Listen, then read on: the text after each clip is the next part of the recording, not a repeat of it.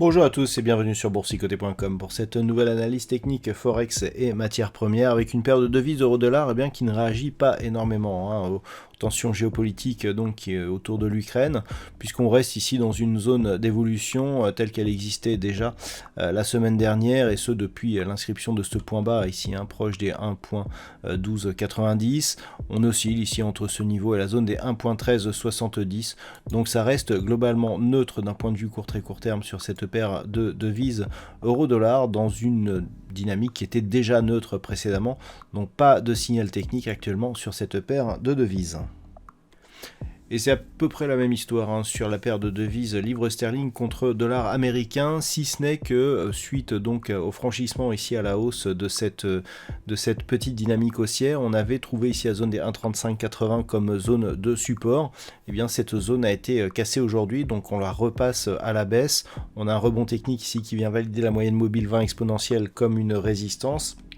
Globalement, on reste donc dans une dynamique qui se neutralise, mais dans une tension moyen terme qui reste baissière, puisque nous sommes toujours ici dans ce mouvement de consolidation.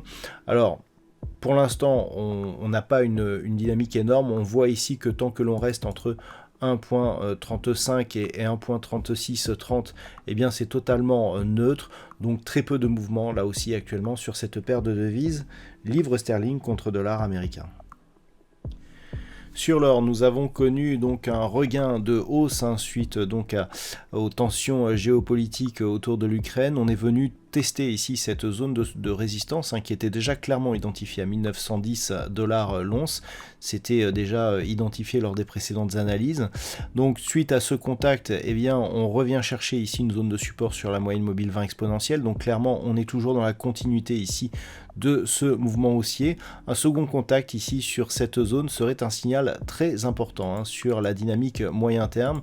Lorsque l'on passe en daily, on se rend compte de ce que cette cassure haussière enverrait comme signal. On validerait ici une reprise haussière de la dynamique court moyen terme, puisque cette zone n'avait plus été cassée ici et ni même testée depuis cette zone d'évolution du courant de l'année dernière. Ce n'est que au début de l'année 2021 que nous avions cassé ici cette zone de résistance pour venir chercher ici la zone des 1957 $ l'once, et c'est toujours cette zone qui fera office d'objectif en cas de rupture prochaine de cette zone des 1910 $ l'once. Donc attention, possible reprise d'un mouvement haussier assez dynamique sur le métal jaune.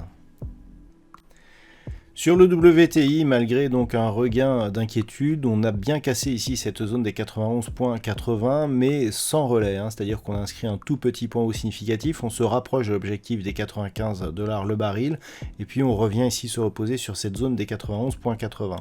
Donc globalement, ça reste haussier sur le WTI, mais il semblerait que l'on ait une baisse ici de la dynamique. Alors on n'a pas encore trop de divergence baissière.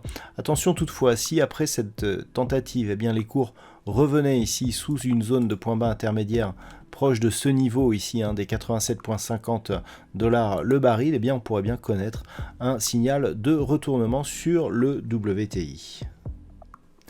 Et puis on termine avec le Bitcoin qui continue sa glissade suite à la rupture ici des 41 000 $ pour un Bitcoin. On avait ouvert ici sur un gap baissier, petit rebond technique ici et poursuite du mouvement, inscription de nouveaux points bas significatifs, donc sur des niveaux proches des 36 500 $. Nous sommes ici sur un niveau proche d'une zone de support intermédiaire, proche ici des 36 000 $ pour un Bitcoin. Une rupture de cette zone de support intermédiaire eh bien, nous donnerait un signal de poursuite vers l'objectif donc du support majeur qui se situe sur cette zone ici des 33 200 $ pour un Bitcoin. Voilà donc ce que l'on peut dire sur cette analyse technique Forex et matières premières.